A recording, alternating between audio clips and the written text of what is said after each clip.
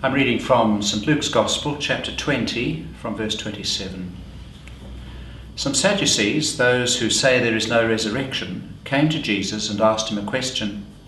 "Teacher, Moses wrote for us that if a man's brother dies, leaving a wife but no children, the man shall marry the widow and raise up children for his brother.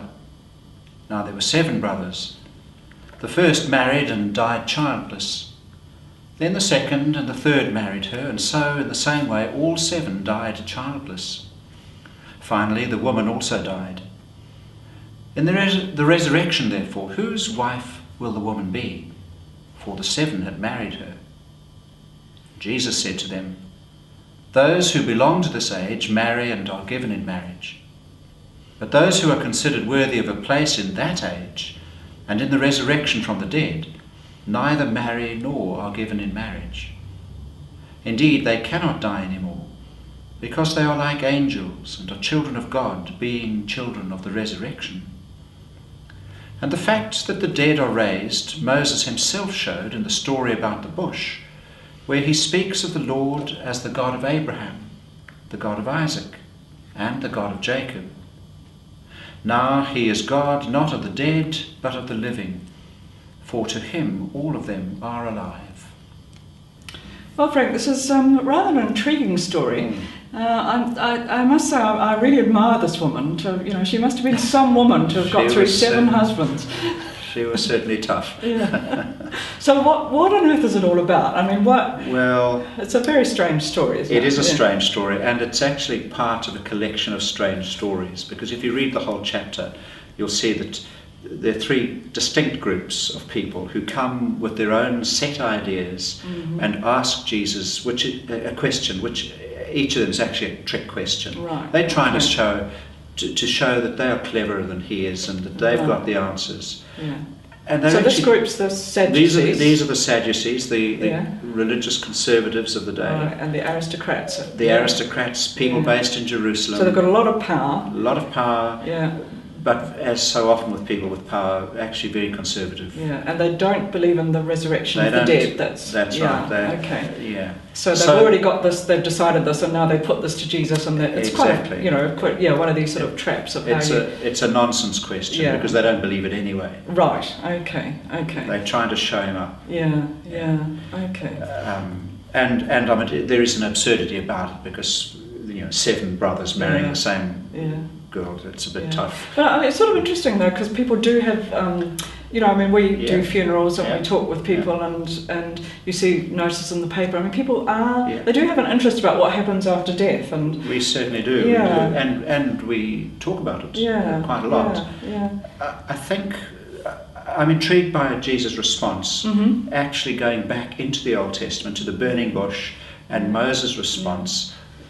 Or rather God's response to Moses, "I am the God of Abraham, Isaac and Jacob." These are men who've long dead, and yet he's still their God. And they're alive to God. They are alive to God. Because God is alive. Absolutely. Yeah. And perhaps that's the key, yes. that God actually functions in a different way to what we do. And we are limited in our space and time and understanding. And so often we sort of focus on the human questions, or what we understand from about human relationships. And yet here there's something about this whole bigger picture of their relationship to God. Yeah. And a lot of what we do in formal religion is actually about catching our attention, whether it's through the Bible, through words, prayers, a candle, or icons. Capture our attention, but then take us further. Take us further. And if they don't go further, we're left actually with an idol. Yes, and something that really takes us nowhere. Well, we've got an we've got icon. A wonderful. Yes, we've got a picture. We've got this. Tell us a bit about this. This icon which we brought back with us from Greece. Well, we took a pilgrimage to Greece earlier this year, and this was an icon we found in a little town near Meteora, and it's an icon of St. Paul. We brought it back to put into this cathedral of St. Paul, and the idea of an icon is to attract one's attention, and as I said, it pulls us, it draws us into it, but then sends us on to beyond beyond the picture itself, into the presence of God. And I know when you talk about someone writing an icon, so it's almost like you're writing a prayer or writing something. And I'm just thinking here with Paul, you've got images, he's holding a church, and I suppose that's making us look beyond that into thinking of all we know about Paul's love and care for the church. For the church, yes.